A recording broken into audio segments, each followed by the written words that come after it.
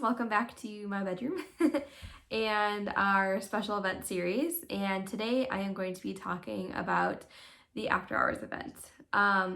Two things in case you're wondering, actually three things. One, I was too lazy to move my dresser out of the shot, so that's what that is. Two, I am indeed sitting in the dark in case you're wondering because I do not enjoy the natural light that comes, or not the natural light. I do not like the light that comes from my overhead fan in here. It's like really harsh and I don't like it, so I'm just gonna sit in the dark. It's not that late in the day, it's 5:30 almost, but it's very cloudy and stormy outside today. It's also a little chilly, hence why I'm wearing a heavy jacket. So those are the things I was gonna point out. I've also already made this intro, which is why I'm laughing, and I was just rambling on and on already, so I was like, you know what, I'm gonna redo it. So here we go.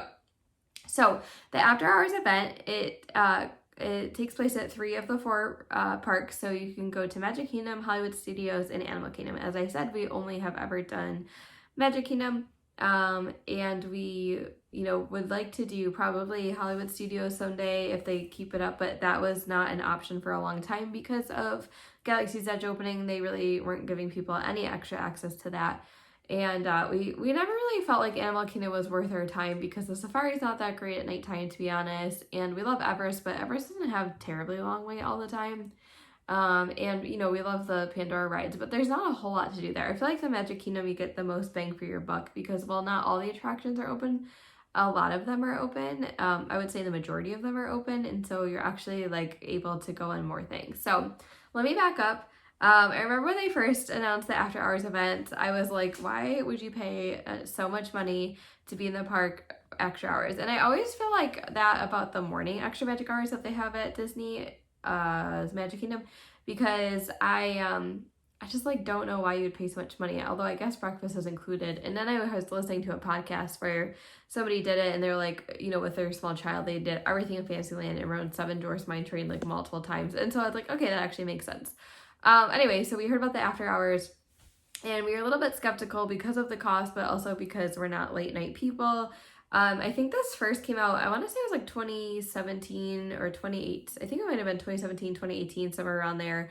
There was a trip that we went on in January. It must have been January of 2018. It was freezing cold, so I'm grateful we didn't end up going to the after hours, but I tried to convince my mom to go, and it didn't start till 10 o'clock at night, and she's like, no, in winter it's too hard. So we did it in July of 2018 for the first time. So the price of the ticket is very steep, as I mentioned. It is, I believe, somewhere between $129 to $139. It is a discounted ticket, actually more discounted than you would see with the Halloween or Christmas party tickets. I believe, at least that last I looked, it was a $99 ticket for Disney Vacation Club members and annual pass holders, or maybe just a little bit more than that when I can't honestly remember. So I'm looking off websites. Again, they only do it the 3 parks, and again, they're actually not doing it right now because of COVID, so another kind of fruitless video, so we'll see. Side note, though, I did listen to a podcast where they said there is a chance they might do Christmas party this year, so we'll see. But if they do, they should make that announcement soon because it's not that far away, so. All right, anyway, so that's the price, and you can buy your ticket ahead of time, but you can also, get it the day of, although it might sell out. I usually just buy mine online, and it will be the same thing though. It will be on your Magic Band, or they'll give you a hard ticket. So the events start pretty late. I want to say the ones we went to, I believe, started at 10, but some of them start at 9 and go to, I think they're 3 hours, so 9 to 11 or 10 to, no wait, that's 10 to 1. No, so it must be 9 to midnight. I don't know. Give me a second. Okay, I was just looking at the dates in 2020 that actually did happen, and it looks like some of them started at 8 and went to 11, some 9 to midnight, and then it doesn't look like there were any that were, oh yeah, there were a few that were 10 to 1, so that's good. So I think the one that we went to, both of them, I want to say one started at 10 and one started at 9. So anyway, so they're very late at night. So if you have little ones, maybe not the best idea for you to do unless they're good at staying up at night or taking naps. So there's also 2 categories of the Magic Kingdom one. There is just regular after hours, and then there's villains after hours. So we did not go to Villains After Hours because it's even more money, in my opinion, not worth it because I don't really like villains. Although I hear it's pretty cool. So, and there's a little bit more to that one. That one has like a parade, or like an informal parade, and a stage show too. So, and obviously like the villains are out. So anyway, so is it worth the money? You know, essentially I would say yes. So yeah, it's a lot of money. So you can get into the park at 7 a.m. 7 a.m. 7 p.m. It might be a little earlier in the days that the parks start. The party starts at 8, I'm not sure, or the event starts at 8. But I know for sure, like the times we went, you could go in at 7 with your ticket. So really you're getting 7 to whatever time your party starts plus an additional 3 hours. So for the price of the ticket, yes, it's still not a full day park ticket. However, you're dealing with very low crowds, and so you can really get a lot done. So that's kind of the trade-off. So you get in, it's very similar to the parties, the Halloween and the Christmas party, in terms that there's that, you know, like there's an entrance of tap styles for people who don't have tickets, if it's not time for the party yet. And then there's a side entrance for the people who do have tickets. The first time we went to the party, we got lanyards that we wore around our neck that said after hours on it. But the second time we went, I believe it was bands, which actually worked a lot better. And there's no like special like entrance, you just go in with your ticket essentially. So that's the first thing. So you just get your stuff and then you kind of go in. Typically, I remember last time we went, we went to try and meet Tinkerbell before the party started. Or if there's fireworks, there used to be fireworks, I should say. I was gonna say there was always fireworks, but there's not always fireworks anymore. You can watch the fireworks and that type of thing. It is very crowded. So unlike the Christmas and the Halloween party, there is no hour buffer for when the park closes and when the party starts. So once the party starts, like there are still a lot of people in the park that they're trying to get out. So just keep that in mind. So typically, what is after hours? Essentially, like I was saying with the Villains After Hours, there's extra things, but regular after hours, there's nothing special other than the park is open with less people. And if you're thinking like, well, you know, there's less people at the Christmas and the Halloween party, this is like way less people. I mean, I'm talking, you could be a part of the park and not see anybody. And so like, you know, like how you would see the COVID crowds right now in the middle of the day with nobody there, that's how the after hours events are. So they sell way less tickets to these after hour events, which is probably why they're more money. And then they sell for the Halloween, the Christmas party. And that alone to me is worth it. It's Disney at nighttime, I think, is so beautiful and special as it is. And then you go in there and it's not crowded and it's amazing. Like pretty much every ride's a walk on. So my tip would be, we usually say like start kind of in the back or Fantasyland, because those are definitely the two areas that seem to clear out the little bit fastest. The back with Big Thunder Mountain, I think Splash Mountain's usually open, although we don't ever go on that, especially at nighttime. I shouldn't say we never go on that, but we only go on that in the summer because we don't like getting wet, and then I don't think we would ever go on it at nighttime. But Big Thunder is usually open with no wait. I know one time we like just stayed on and went on again, and you know, kind of work your way around the park. So again, literally there's no wait for anything. I think we waited the most for our first party, which was in July 2018. We waited for Seven Dwarfs Mine Train about 15 minutes, and that was a long wait. And it was just because like the ride was having difficulty. So otherwise everything else was a complete walk on. I mean, I'm saying like literally like rides would just say like you can just stay on if you want because there's no one behind you in line, which is awesome. So July was nice and warm out, so that was good. But I last went in February, which you probably would have seen a little bit of it in my videos if you watched. But we went with my friend Christy and her cousin and my sister, my mom, and I went in February. And where was I going with this? It was actually a pretty mild night too, so it was actually like comfortable. But it can get really cold if it's the winter, so just keep that in mind, because sometimes it gets really chilly in Florida when the sun goes down. Now that day in February it wasn't, but the rest of that trip was actually quite cold, so just keep that in mind.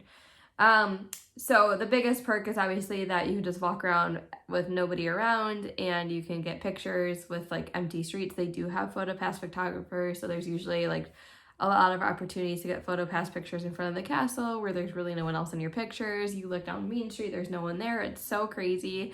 But again, I love Magic Kingdom, especially at nighttime. I just think it's so beautiful. So the rides are the one thing. There are some characters out. I don't think there's a ton of characters. I was just trying to look. It looks like I think maybe the princesses are there. And then I know definitely Mickey Mouse is out typically. And then really most of the big attractions are out. So like Big Thunder, Splash Mountain, Space Mountain, Seven Dwarfs Mine Train, the Winnie the Pooh ride, the Teacups, the Speedway I think is open, People Mover obviously, well I say obviously it's not open right now, Astro Orbiter, which is actually really cool to do during the after hours event, Peter Pan's Flight. Actually, Peter Pan's Flight I feel like usually still has a longer wait. Jungle Cruise, Pirates, Haunted Mansion, like pretty much all the main attractions are open. I think things that aren't open would be like Mickey's PhilharMagic, and I'm trying to think what else. I don't know. I feel like almost everything else is open except for some of the character spots, which again aren't open right now anyway because of COVID. So you can totally get most of the rides done in this 3-hour time span. I feel like the last time we went in February, we got a decent chunk of the rides done. We just skipped a few that we had been on already a few times. The one thing I'm really bummed we missed last time was Buzz Lightyear because we didn't get to ride it at all last trip, and it didn't seem like a big deal at the time, but now we haven't been to Florida since February, which I know is not that long for a lot of people, but it's a long time for me, and we have not been on Buzz Lightyear since January, and it is my favorite, well, it's like almost my favorite attraction at Disney World, and I am so bummed that we missed it last time. But anyway, moving on. It's a Small World's open anyway. Okay, so the included in your ticket, I'm really rambling, but it's not like easy to talk about like it is with the Christmas and the Halloween party where you're like, okay, you can do this, this, this, or this, because it really is just attractions or photo pass pictures or food. So included in the cost of your ticket are snacks. Not every snack cart is open in the Magic Kingdom, so they usually do give you a map of where the snack carts are open. A lot of them are pretty crowded, you wait a little bit, but the one by Big Thunder Mountain and the one by Jungle Cruise usually are not as busy. And included in the cost are as many Mickey bars as you want to eat, or any of the ice cream, like, like the menus, like the ice cream sandwich, the frozen banana. It's the first time and the only time I ever tried frozen banana because I didn't like it. But it's a good time to try it because you're not paying for it. And then they also have popcorn. And I feel like they might have pretzels, but I'm not 100% sure. But definitely like bottled water, that type of stuff. I mean, honestly, I'm not going to lie. No, I guess it's just popcorn and ice cream. A lot of times we ate I should say of the 2 times we went, we ate big meals before we went, which is probably a mistake. So we weren't really hungry for snacks, but I still forced some snacks in myself just because it's free.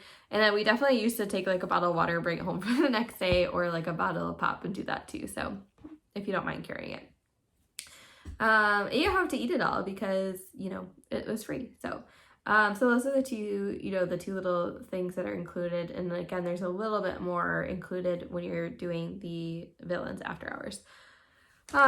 What else can I talk about? This is definitely worth the money, I would say, again, just because of the lack of crowds. And it's so much fun to be there at nighttime. And it's kind of creepy because, you don't see anyone and it's kind of dark and it's almost like the park is closed and you shouldn't be in there. One thing to mention is when you do leave, a lot of times the monorail transportation is not working. And so if you're on a monorail resort, like we were the one time we were at the Grand Floridian, we're like, ooh, super easy, we'll get home, or we'll take the boat home. But neither of those were running because the park, obviously they don't run the transportation for that few of people. So we ended up having to take a bus home, which is fine. But just keep that in mind. I don't think they run the ferries, or if they do, no, I think they do run the ferries. They just don't run the express monorail either. So just keep that in mind. Both times we went, we didn't stay till the very end. But the first time we went, my mom and I made it till like after midnight, which I was actually kind of proud of ourselves for.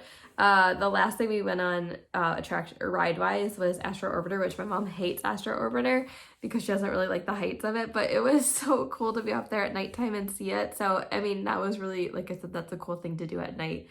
And then that after hours event is also where we met Mickey. Both times we met Mickey and had amazing interactions with him, but the first time, and I talked about it in my top 10 Disney memories or magical moments video, was when we went and my mom and I stood at the door and they said, okay, just wait here for the next cast member. And they opened the door and it was Mickey opening the door to come get us. And it was like, honestly, probably my favorite moment I've ever had at Disney. And I know that sounds silly, but it was just so special. Like, I know Mickey's not like, I don't want to say R-E-A-L, but true. But it was still really cool. So There's not much to say. I'm just kind of reading this little guide online just to make sure I'm not missing anything. But definitely, I would say, like, you know, if you are buying just regular park tickets, I mean, you can definitely skip a park ticket for this day, I would say, and do the, you know, like just not buy an actual ticket, and it's probably about the same price. So, which is nice. You could do like a pool day in the morning or something like that. So typically we try to sleep in the morning, and that never happens. So yeah, I think this might be a fairly short video, although probably not, because I'm sure I rambled on, but there's really not much else to say other than it's really cool and it's very expensive, but I feel like it's totally worth the money. So the next topic I'm going to talk about, my last of my special events, is the H20 Glow party, which my mom and I have been to twice now. And there's a few other special events that I may eventually be able to add onto this. The one is they have the annual pass holder events at Magic Kingdom. I think they do it a few other places, but we did have tickets. They were free to the annual pass holder event one time, but it was like super cold out and raining, and we ended up just leaving. We didn't stay very long at that one, so I have really not much to say.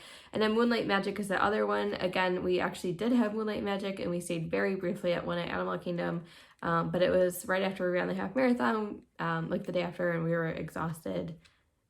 And it was raining and cold out, so we didn't stay very long for that one, but eventually, hopefully I'll do one of those two things. We were supposed to go to the Hollywood Studios After Hours event this year in September. We planned a whole trip around it. Well, it is September. We were supposed to leave like next week, but obviously we're not going to that, nor do they have Moonlight Magic. So I hope they do bring back Moonlight Magic so I can talk about it, because I know there's a little bit more involved in that one. Like, we got like food voucher tickets and stuff like that, so that was cool.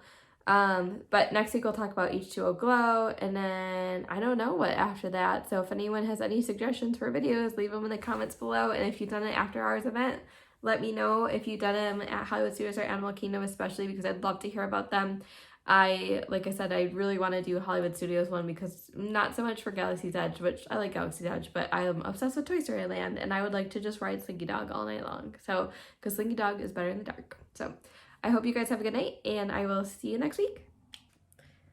Hey guys, I think I like said earlier, or maybe I didn't, that, also yes, I'm in a whole different scene of my house again, that the reason the wristbands are better than lanyards are because the lanyard, when my mom and I went on Space Mountain before the party started, in July of 2018, I jokingly was like, hold on to your lanyard, and then my mom's actually blew off and broke in the middle of Space Mountain, and thank God she caught it.